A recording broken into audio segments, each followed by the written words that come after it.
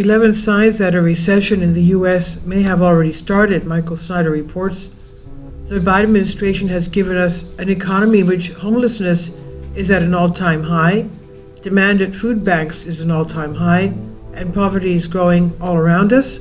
The rising cost of living is absolutely crushing households throughout the nation, and now delinquencies are rising, businesses are going bankrupt at a staggering pace, and mass layoffs are happening from coast to coast. We won't officially know whether we are in a recession at this moment or not until months from now, but I guarantee you that it certainly feels like a recession to millions upon millions of us. Our economic momentum has been rapidly taking us in the wrong direction for a long time, and the level of economic pain that we're witnessing right now is truly frightening. The following are 11 signs that a recession in the U.S. may have already started. 1. Approximately 500,000 businesses filed for bankruptcy in the U.S. in 2024. That represents a 14% increase compared to the previous year. Last year in 2024, about 500,000 businesses filed for bankruptcy. That's 14% more than that prior year. Number 2, more than 7,000 stores closed in the U.S. in 2024, and it's being projected that 15,000 stores will close in the U.S. in 2025. And now new data by Coresight predicts 2025 could see yet more closures. It predicts 15,000 stores could close this year and places particular emphasis on more Chapter 11 bankruptcy filings, liquidations, and total overhauls for those retailers that can afford to stay open and remake their business. Number 3, home sales are even lower than they were during the Great Recession. In fact, sales of existing homes have not been this low in almost 30 years. Existing home sales in the U.S. in 2024 were the lowest in nearly 30 years as home prices hit an all-time high. The National Association of Realtors released data that showed existing home sales declined to the lowest level since 1995 last year, with 4.06 million homes sold on an annual basis. 4, a majority of the U.S. population struggles to find their regular rent or mortgage payments.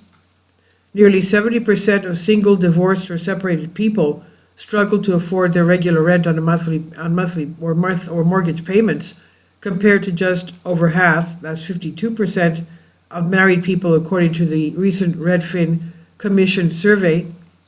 More than 3/4, 76%, of respondents who lived with their partner but are not married struggle with housing payments, making them the groups most likely to struggle. 5, the proportion of U.S. homeowners that are seriously delinquent on their mortgage payments is rising. A rising number of homeowners, particularly first-time home buyers and military members and veterans, are missing their monthly payments, and one group says it could be the canary in the coal mine. In 2024, the share of serious delinquencies, which refers to mortgage loans that are over 90 days past due but are not in active foreclosure, rose to the highest level in nearly 2 years, according to a monthly report by Intercontinental Exchange, or ICE. 6, mass layoffs are occurring all over the country. For example, the parent company of Facebook and Instagram has decided to give the axe to approximately 3,600 workers. The layoffs, according to Zuckerberg, would target low performance. The layoffs will amount to roughly 3,600 people losing their jobs, according to a Bloomberg report. I've decided to raise the bar on performance management and move out low performers faster, said Zuckerberg in an internal memo cited by Bloomberg. We typically manage out people who are not meeting expectations over the course of the year, but now we're going to do more extensive performance-based cuts during this cycle, he said. Number 7, Workday has announced that over 1,700 of their employees will be hitting the bricks. Finance and human resources software company Workday is laying off 1,750 employees, essentially cutting down its total workforce by 8.5%. Workday CEO Carl Eschenbach said in a note to employees Wednesday that the mass layoffs were a difficult but necessary decision as the firm clears resources to help expand its global presence and prioritize the demand for AI. Number 8, one expert that was interviewed by CNN is warning that the employment picture is deteriorating because you've already got companies hiring as if they're in a recession. That leaves us in a situation where things can easily flip quite quickly because you've already got companies hiring as if they are in a recession, even if they're not laying off people. Oliver Allen, senior U.S. economist at Pantheon Macroeconomics, told CNN this week. 9, the Washington Post is reporting that employees that rely on government contracts are starting to lay off workers. Private sector employers and nonprofits are starting to lay off workers as a result of Trump's administration's sweeping cuts and funding freezes, unleashing a wave of job losses that economists say could pick up steam in the coming weeks, threatening the broader labor market. The total appears to be about several thousand private sector jobs lost in the past 2 weeks since federal funding cuts and freezes took hold. More than 7.5 million Americans work in jobs directly connected to the federal government, according to the Brookings Institute, as contractors or grant workers, some of whom are already out of a job, and there are millions more who work in positions indirectly connected to federal funding delays. 10, it appears that a trade war with China has begun, and this will have serious implications on both sides of the Pacific. China has imposed retaliatory tariffs on the U.S., hitting about $14 billion worth of goods and dashing hopes that a trade war between the world's two largest economies could be avoided. Beijing announced that tariffs last week in response to a U.S. decision to impose an additional 10% levy on Chinese products, which U.S. President Donald Trump called an opening salvo in a renewed trade offensive against China. 11, it appears that a trade war with the EU is rapidly approaching. This will have serious implications on both sides of the Atlantic. The European Union has issued a blistering statement hitting out at Donald Trump's threats to impose a huge 25% tariff on all steel and aluminum imports into the U.S. The levy will essentially mean a tax on the vital manufacturing materials, which could massively impact producers in the UK, Europe, as well as American neighbors, Mexico and Canada. I don't see any way that we're going to avoid severe economic pain, and there are many prominent voices that very much agree with that assessment. For example, Ed Dowd just made the following statements during an interview with Greg Hunter. We're seeing a recession in 2025.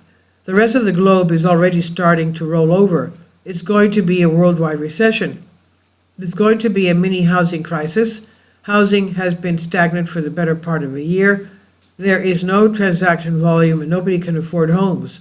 We're hitting the 18-year housing cycle. The last housing cycle was in 2007, and you add 18 years and you get 2025. The economy for the middle class is going down.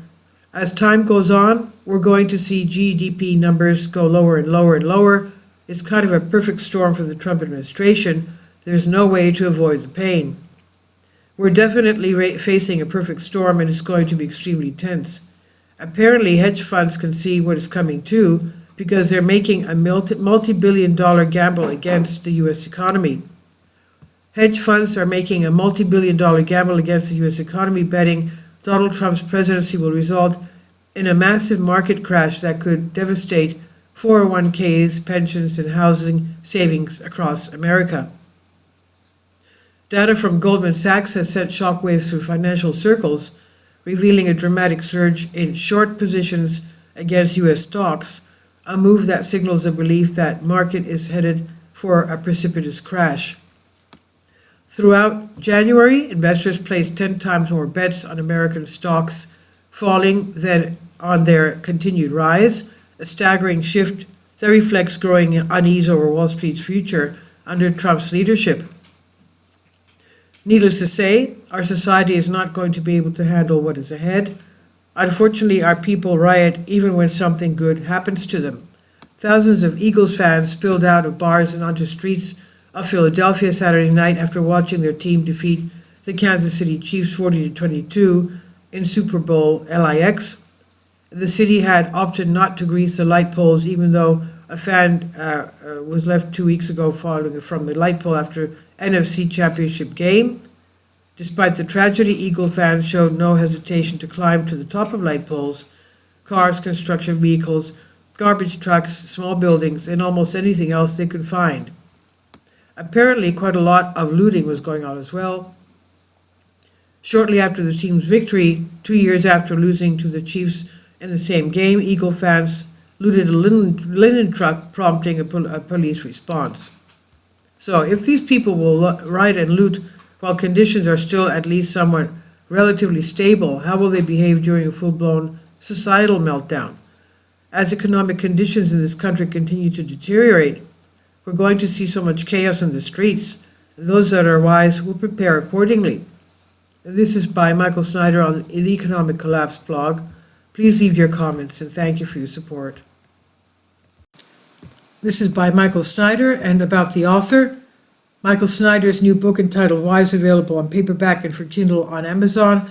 He's also written 8 other books that are available on Amazon, including Chaos, End Times, 70 Apocalypse, Lost Prophecies of the Future of America, The Beginning of the End, and Living a Life That Really Matters.